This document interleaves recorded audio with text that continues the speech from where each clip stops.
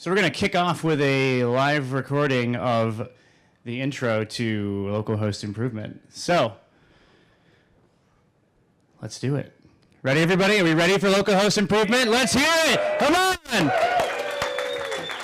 All right. Welcome to another episode of Localhost Improvement. I'm Trevor Hess from 10th Magnitude. And I'm Levi Geinert from Target Corporation. We have a very special episode coming up for you as we continue to renovate and build out your kitchen. So we've already got an excellent environment set up with your common Tux penguins. And that's great, but hey, we could use a little light in here. It's time to use the skills we developed building our penguin habitat to add windows to our kitchen. We're going to talk about Test Kitchen, WinRM, image creation, Pester testing, and much more. We're going to work on joke timing and what to do when someone breaks the build. Now, I've always been a fan of a finely handcrafted Windows server, but my tool of choice for that being PowerShell script. Sure, if you want to be capped at a set level of power for that server to work. I much prefer the automated Windows server building. It's easy to scale, no big deal if it breaks, and lots more power, if you want it. It's the same line again. True, Trevor. That is true, Trevor. A handcrafted Windows server, when it breaks, it's a disaster. If a new one could be built automatically, why wouldn't you want to do that? Not to mention, testing the fit and behavior of those windows is much easier. Yes. All right, let's get started then and make sure the window fits the kitchen this time. Stay tuned for another exciting episode of Localhost Improvement.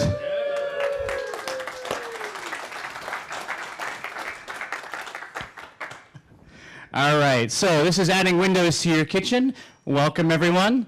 I'm Trevor Hess, Principal Consultant at 10th Magnitude, also co-host of the Rest of DevOps podcast. How many folks out there listen to Rest of DevOps by sound of yelling?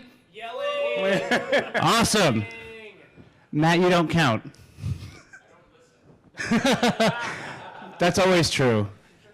My name is Levi Geinert. I'm with Target Corporation. I spend a lot of my time in the Target DevOps Dojo. If you haven't heard about us, come check us out at our booth. Yeah. Levi! First presentation. Oh yeah, everybody give a round of applause for Levi. This is his first conference presentation.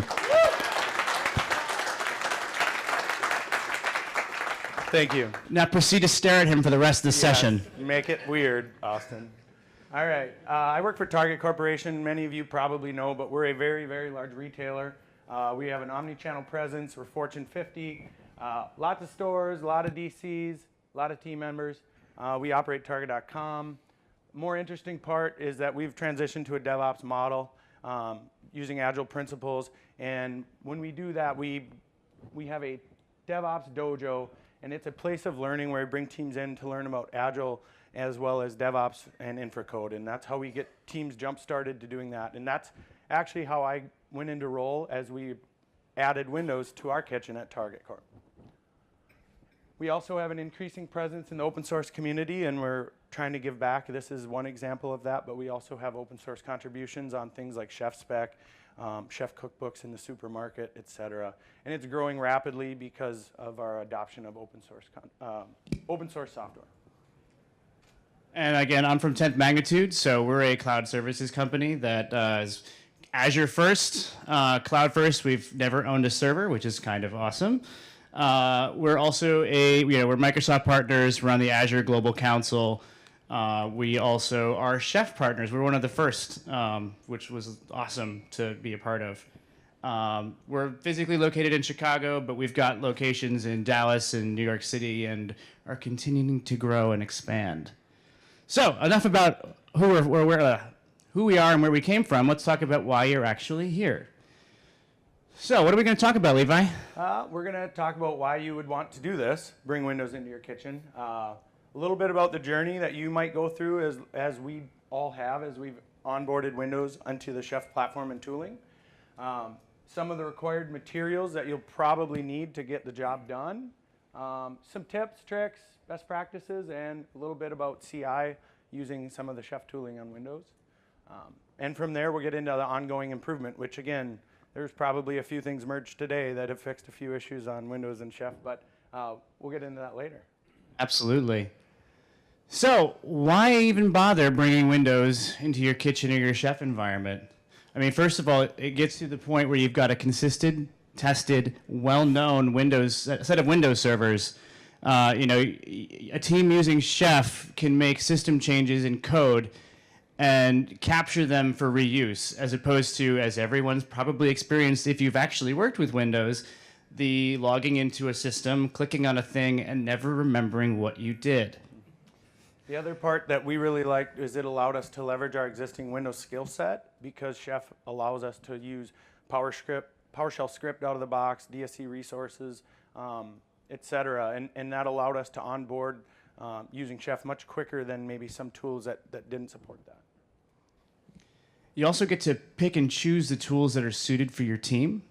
So you can use the built, as Levi just said, you can use the built-in Chef resources, or you can use DSC modules. You can pick the ones that will make the most sense for you.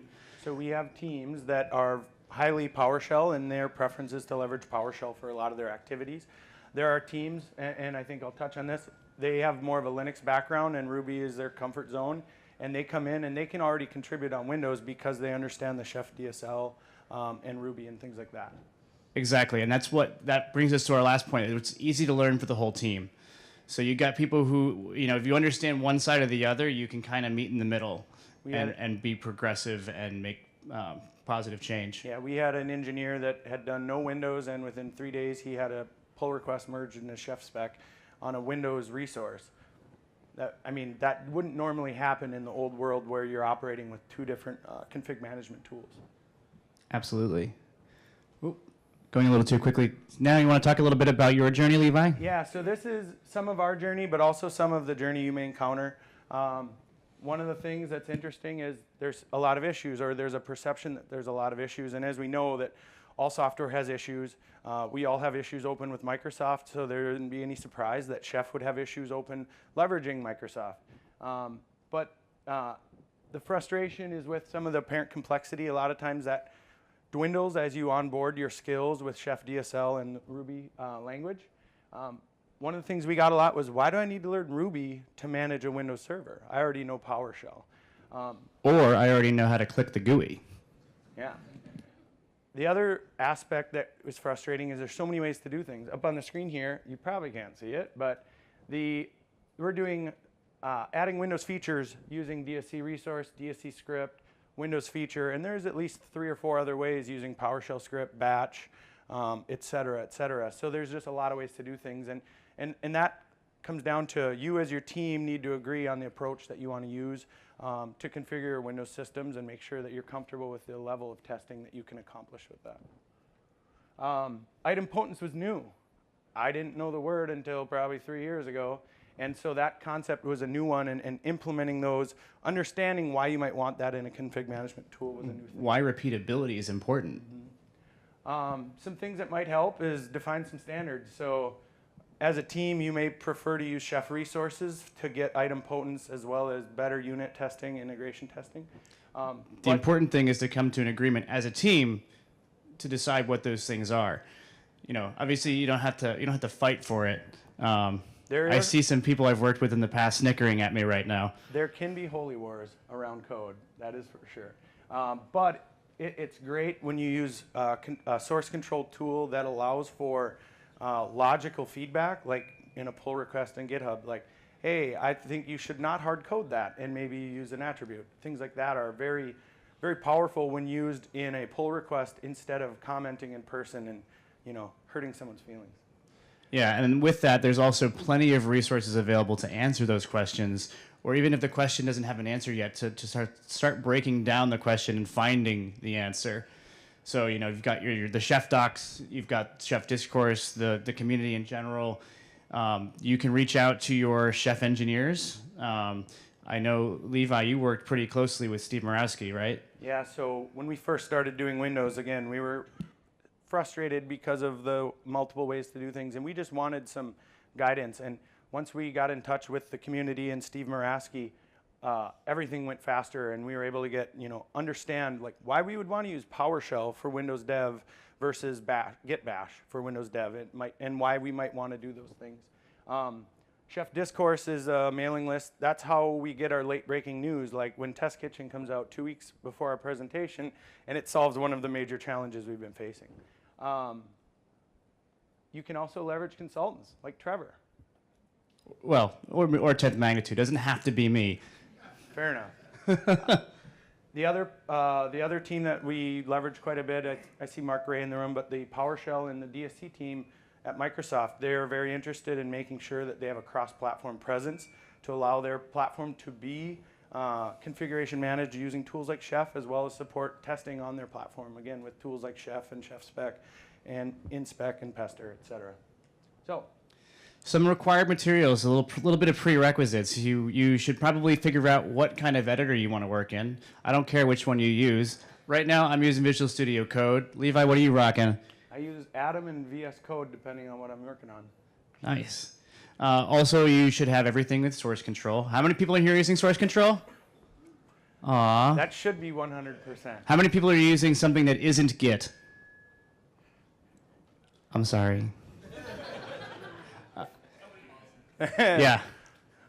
Well, you should leave empowered to do that. You were told by Trevor and Levi that. That's fair. The reason we were mentioning Git at all really is the Chef workflow works very, very well with Git. It integrates with a lot of the CI tooling, allows for integration with chat applications, chat ops, and the pull request, the ability for the social coding and group feedback, as well as the transparency. I know a lot of times I don't talk to a team and I'll stalk their GitHub repo just to see how they're operating. And if I see something that maybe is a little off, just file an issue. The worst they can do is close it, right? I may or may not have actually seen that happen on several occasions. Finally, virtualization.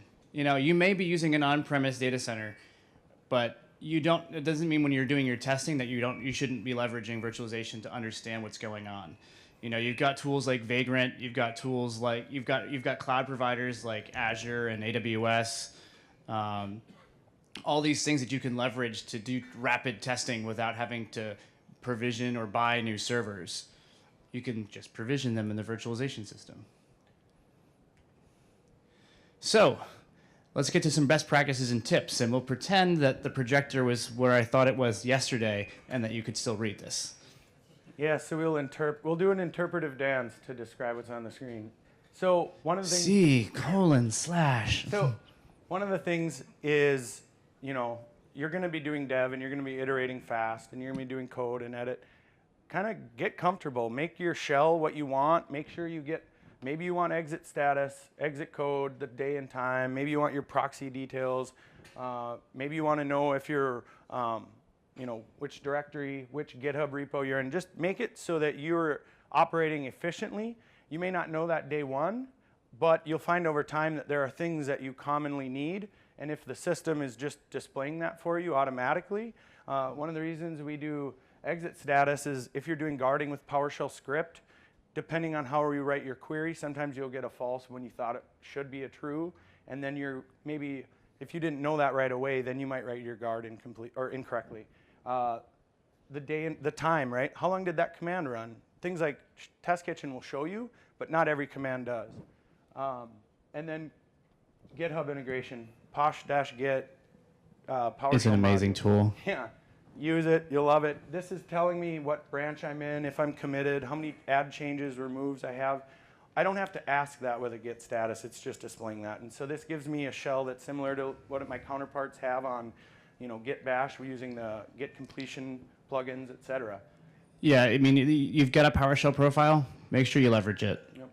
I pushed back on it for a long time because I didn't want to deal with not remembering what PowerShell was like without a PowerShell profile when I go to a client that doesn't have it. But then I finally gave up, and now my life is so much better. So one of the things that you're going to bang your head against the wall on is the way that you use single ticks, double ticks or quotes for single quotes, double quotes, literal, special characters. Those all have a handling. that is new to a Windows dev as you start using Ruby and the Chef DSL. So you will have to learn it. I can't describe it all in 4 lines, but what I can tell you is that you're not the only one. It's just Ruby on Windows. There are some nuances to that, but it aligns with the way that Ruby acts. So one of the things to remember is maybe you don't want to use spaces and uppercase for every folder name that you're going to operate with. Yeah.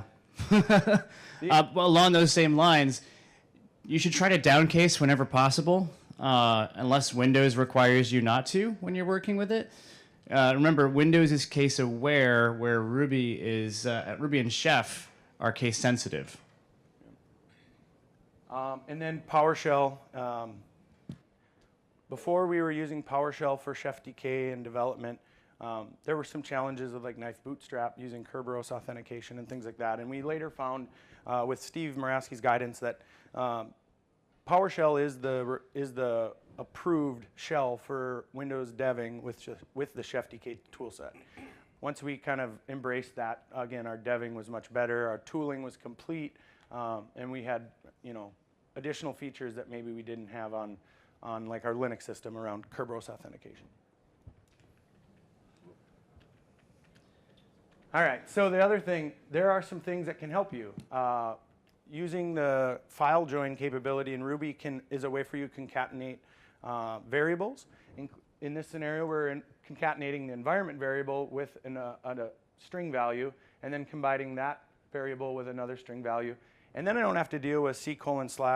It's going to interpret that on the destination side as C:/, but I don't have to put that in. And where that comes into play is, if you've done Chef on Windows, you know that there is either double backslash, depending on what you're doing, if you're double quotes, or you can use /. And so that's one way to get around it. But otherwise, you just have to understand what you're working with. And the scenario where that comes into play is, a lot of times it's unit testing where it becomes a little bit more frustrating because you're maybe using / in your recipe, which translates to backslash because of Windows, but then in Chef spec, it translates it literally because that's in memory. So there's some things. Try to be consistent in your usage. Yep. And this we're just showing that Chef understands /, which Windows does as well. So you can keep doing that. And something that took Levi a little bit to learn.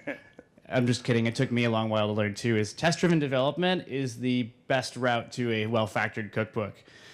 It's gonna take that first time where something weird happens and it shows up in a test, and then you realize, oh, I wrote that totally wrong, and that's not at all doing the thing I thought it was. And then you're like, oh, but it's gonna take that first moment of clarity for it to really sink in as to why TDD makes sense. Yeah, and coming from a Windows infrastructure background, TDD wasn't a priority. User mapping and user stories weren't always a priority, but once you instill those practices and you create some of your test scenarios first and then write your recipes, you'll find that you'll end up with a lot cleaner code. There's a great webinar done by the Chef team on test-driven development and how to do that workflow. Highly recommend that you at least watch that video and understand what that can solve for you. One of the best things that we have at our disposal is on a Windows box, right? We used to configure things. Now you have the ability to verify that that configuration was applied using things like Pester and Inspect. So you'll want to leverage those. PowerShell and DSC. We love it. We do love it. So you can use DSC resources in Chef, which is awesome because there are a lot of Chef resources that don't exist yet on Windows. Looking at you, SharePoint. Yeah. Or wait. So Chef made a great decision that instead of trying to build a Chef resource for everything, that they would instead support the DSC resources and merely map the resource properties and values into Chef and then let Chef make that call. The benefit there is every PowerShell DSC resource that exists in PowerShell Gallery and anything that you're willing to write is available just leveraging a built-in DSC resource in Chef. That was added in, it was POC'd in 11.8 or something, but it was delivered with Chef 12. So if you're not running Chef 12, you won't be able to take advantage of that DSC resource without using a legacy or wrapper cookbook to solve that. And just one other thing is having the ability to pull in those chef attributes to a DSC module is awesome. Yep. So we have another Target team of engineers that presented yesterday, leveraging chefing SharePoint, Naomi Reeves and Ron Tatro. If you want to see a very, as they described, the not so interesting tech of doing chef on SharePoint, but they were able to solve that using DSC resource, as well as a lot of the late breaking capabilities that were provided with DSC resource by Chef. And that cookbook's being open sourced? It is. They're working on it. So you'll be able to see all the nitty gritty details of how DSC was used with reboot action and things like that. And then just one other plug, Steve Morawski's got a few great webinars on DSC and Chef if you want to go a little deeper there. But let's talk about Test Kitchen. How many people are using Test Kitchen today? Nice. We love it. So you want to talk a little bit about the drivers, Levi? Yeah, so Test Kitchen, one of the great things is it's extensible framework. It will support typically the driver, the provisioner, the verifier, the transport that you care about. They're not all the same. They are not feature, they don't all have feature parity. Example, Vagrant is a very feature-rich platform of spinning up virtual machines, including the capability to do proxy configuration, Active Directory domain join right in Vagrant itself. So it's very feature-rich. Some of them are less feature-rich. Hyper-V doesn't have the same feature set. So again, pick the driver that does what you need to do. If you're using OpenStack or Azure or AWS, you have a driver at your disposal to solve for that Test Kitchen scenario. And then the provisioner is basically how you're applying whatever code it is to the machine you want to. So there's the Chef Solo, which is the provisioner probably most of us are working with.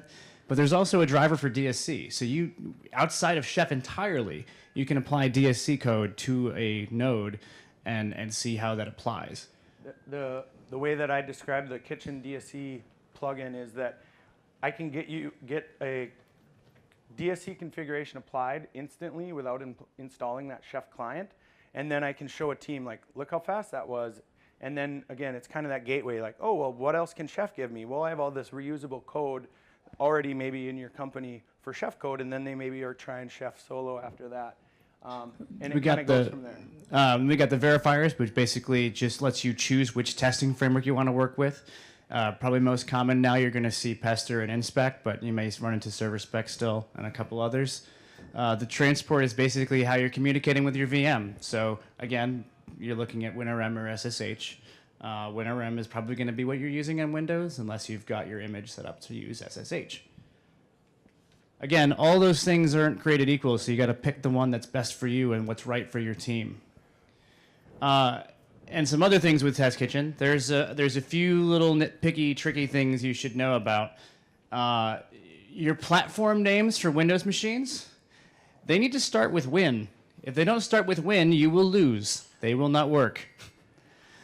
It uses the Win regex to determine which Chef client to install, and so there are things that you will be very confused on why it's trying to install something that's wanting to go into /opt/fdk.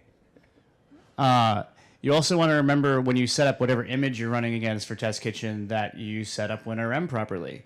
Because if WinRM isn't ready, then you're not talking to your machine unless you set up SSH and you're doing it that way. You can also do some kind of tricky things to get around the requirements. So for example, I was building a failover cluster cookbook recently, and a failover cluster, if you don't know, needs to have a domain controller to join to. And I didn't want to join to a real domain controller because I was just trying to test things, and I didn't want to have to clean things up 100 times. So what I did was I created a suite to run my domain controller code, to bring up the domain controller, and then have suites for the two cluster nodes. And then I wrote a Rake task to run those in order and do some light verification before proceeding to the cluster, which made it, I say easy in air quotes, way to start testing that. The only caveat to that is make sure you use the nodes transport, the nodes provisioner, so that you can have the node information for Chef Solo. So one of the late breaking announcements was basically 2 weeks ago. Test Kitchen 1.10.0 was released by the Chef team, including Steve Morawski, and it allows for Test Kitchen to support reboots. So you can run a single kitchen test, and it can iterate through or converge your code with, as well as handling the reboot action. On the screen, what we have up here is in Chef 12, the reboot resource became native for Windows. It was an add-on prior. And then recently in Chef 12.6, DSC resource was supported reboot_action. So as long as the DSC module is written to pass a reboot flag, Chef can accept that reboot flag, handle that reboot as if it's a native reboot on Chef. And then finally, there is some code here. Again, this is all you need to add to your kitchen file to support multiple reboots during kitchen test. Which is awesome when Windows restarts 100 times. Yeah, or 500 times. Whatever. 1,000. Yep. Okay. All right, Pester. This one is great for teams that are really strong in PowerShell. They're maybe not yet up to speed on Ruby. We can get them off the ground. Pester's a what? It's a testing framework with PowerShell. Oh, it's PowerShell. Well, I was looking for testing framework. Okay. And so you can see that if you can write PowerShell, you can write Pester. Again, this is, kind of that gateway, like, hey, I can do this. And then you see inspec, and you might go, those look almost the same. One is just PowerShell, one is Ruby, but they're so similar that you'd be surprised how fast you can pick it up. So speaking of. Yeah, inspec. Why would you want to use inspec? Chef compliance. Yeah, so server spec was what we used maybe on Tux platform. But doing Windows functional or integration testing with server spec was limited because of the amount of Windows resources that were at your disposal. With inspec, Chef has obviously made a priority to provide Windows native resources like audit policy and security policy. So your security team can actually audit that you have the security config in place through code and maybe flag you if that isn't passing. Or alert you in your chat tool. Yeah. Package management. So Windows packages, MSIs, EXEs, they're natively supported in Chef. That's great. But MSIs aren't as great, which is why NuGet was created, Chocolatey, OneGet. So what we like about package management framework is that OneGet was rebranded to package management, ships with WMF5, and it's an extensible framework. You can add providers for the type that you are choosing to install, NuGet, Chocolatey, etc. And now everyone can shame me for my 6-month-old pull request to get package management into PowerShell Cookbook. And it gives you Yum-like functionality. So if you come from the Linux environment where you're running Yum or apt-get, it gives you that similar functionality, the ability to specify version numbers at the command line, just like you have on your other platforms. And again, the extensibility is the big win here. Updates. How many people love updates on Windows? Oh, look at that. I can tell everyone, if you can't see in the video, there are no hands raised.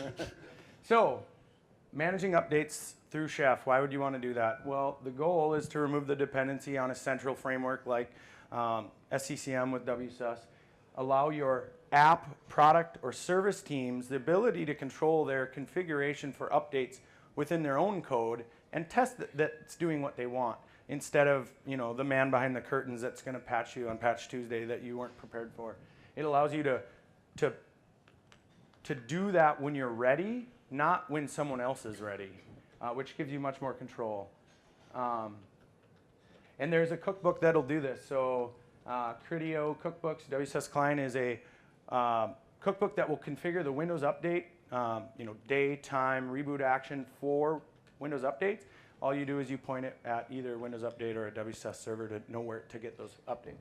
So there's also a user voice to try and get more granular updates out there. Yeah, somebody may have submitted that themselves. Yeah, someone submitted it, and it's allowing the PowerShell package manager to provide Windows updates using the same functionality. So install-update, let's say, instead of having to use Windows Update, right? So giving you a command line interface to do those updates. So if anybody thinks that's interesting, go to tinyurls.com/appwindows and look at that user voice article and do your thing.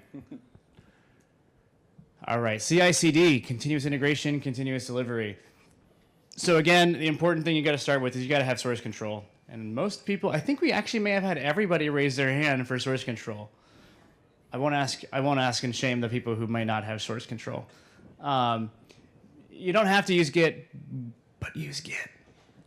Also, you should have a well-defined workflow. So understand, what's your forking strategy? What's your branching and pull request strategy? Are you branching instead of pull requests? What are you doing? How are you getting code from developers into master?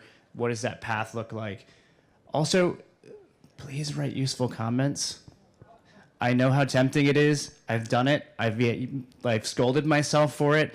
It's going to work this time. This time it's really going to work. I mean it this time. Seriously, this time I changed that thing and now it works. How many people did that? Huh? Yeah, we've all done it. Another useful thing, especially with Windows, is to have a good image pipeline. So one of the things that people complain about sometimes with Windows and Chef, Windows in general, is things often take a long time to install.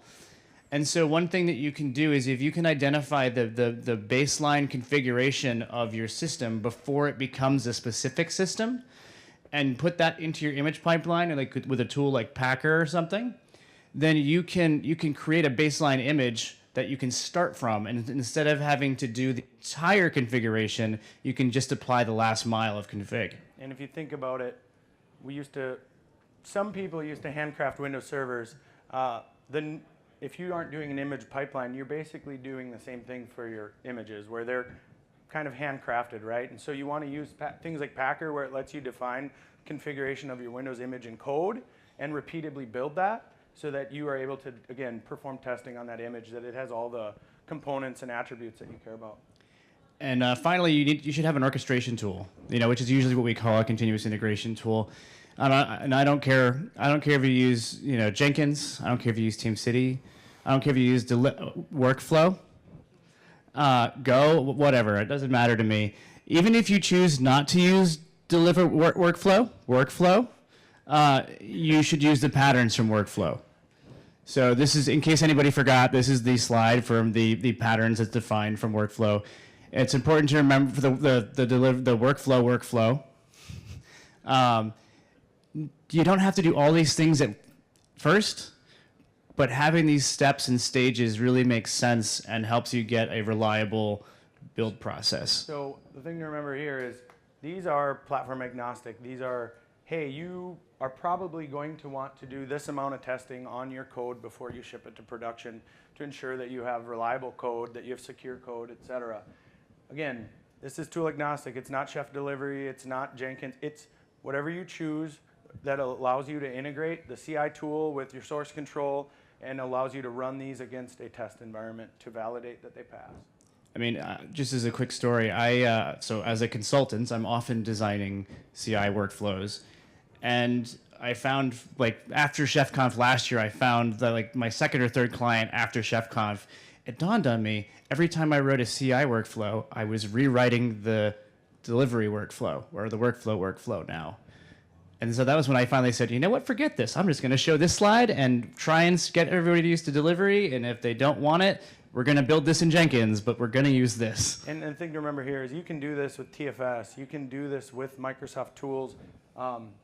It may involve a few more steps, or you may have to leverage your own skill set versus maybe the team that has the Jenkins or the Git skill set. But this is absolutely doable with all the Microsoft products. And we'll have a link to a release pipeline document by some of our partners as well at the end of this. All right, certs. Certificates. This is a frustrating point if you have certs involved in your environment. We are probably running out of time, but what I'll say is that Ruby has a cert store. Every tool that uses Ruby or embedded Ruby has its own cert store. So Chef has a cert store. Vagrant has its own cert store. Older versions of Bookshelf, I believe, had their own cert store. And then Windows has its own cert store, which is, again, in a different location. And none of those see each other. No, they do if you use an environment variable called SSL cert file. Some applications will honor that, and you can override, let's say, so that Chef is looking at the cert store for Vagrant if you override that. But not all binaries and frameworks honor that environment variable. Package management, for example, will read from the Windows cert store. So there's things to remember. Proxies. I have a playful jab at proxies here, which says proxy servers, top top-notch squashers of automation, productivity, and the bane of IT administrators everywhere. The thing to remember here is you can work with proxies, you can work with your security team.